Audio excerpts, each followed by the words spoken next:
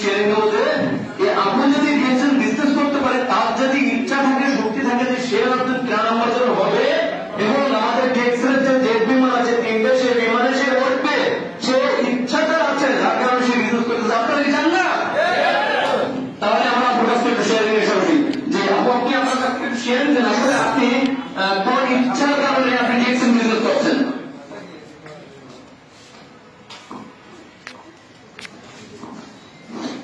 আসসালামু আলাইকুম।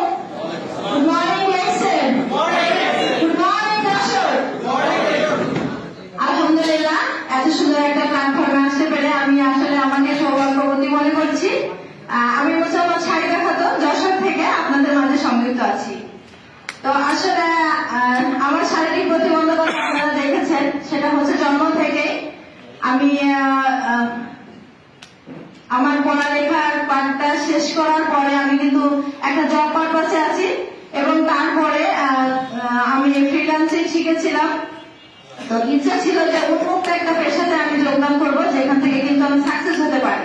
তো আসলে আমাদের বড় স্যার কিন্তু আহসান স্যার বলে গেছে যে আসলে আমরা কি করতে চাই, চাকরি করতে চাই না উন্মুক্ত পেশা বেছে নিতে চাই। তো আমার ইচ্ছা ছিল সেটাই, কিন্তু জীবনের তাগিদে আমাকে চাকরিও বেছে নিতে হয়েছে।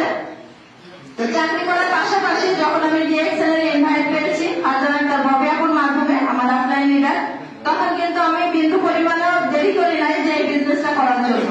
কারণ আমি যখন এই বিজনেসের অপরচুনিটি সম্পর্কে জেনেছি, তখন আমি বুঝেছি যে আমার মতো মানুষ এখান থেকে ভালো পজিশনে যেতে পারে এবং একটা ফ্রিডম লাইফ আমরা এখান থেকে উপভোগ করতে পারি। তো আমি আপনাদের উদ্দেশ্যে বলবো, আমরা যারা মেয়েরা আছি আমরা কিন্তু ঘরে বসে না থেকে আমরা ঘরে বসে সংসার সামলিয়ে সবকিছু সামলিয়ে কিন্তু আমরা এই বিজনেসটা করতে পারি উন্মুক্ত ভাবে, যেখান থেকে কিন্তু আমাদের একটা ভালো ইনকামের সুযোগ আছে। তো ইনভাইট করতে গেলে অনেক সমস্যার সম্মুখীন হতে হয়। আসলে এখানে কিভাবে বিজনেস করবো, প্রোডাক্টের দাম বেশি, তারপরে যে বিজনেসটা করা সম্ভব না, এটা হচ্ছে ডেস্টিনির মতো অনেক কথার সম্মুখীন হতে হয়। কিন্তু যে বিষয়টি বুঝবে, যে তার অপরচুনিটি সম্পর্কে জানবে, সে কিন্তু এই বিজনেসটি করবে। আমি ছোটবেলা থেকে তো এমন শারীরিকভাবে প্রতিবন্ধকতা শিকার, যেখানে যায় সেখানে মনে করেন বাঁচে ওটা, তারপরে যে কোনো অফিসে যে নিজের যোগ্যতাকে প্রমাণ করতে হলে অনেক কষ্ট করতে হয়েছে আমাকে। এখন যে কোনো অফিসে গেলে কিন্তু সবার আগে চেয়ারটা আগিয়ে দেয় আমাকে বেড়া করে বসার জন্য, এই জায়গাটা অনেক করতে হয়েছে আমাকে, অনেক কষ্ট করে।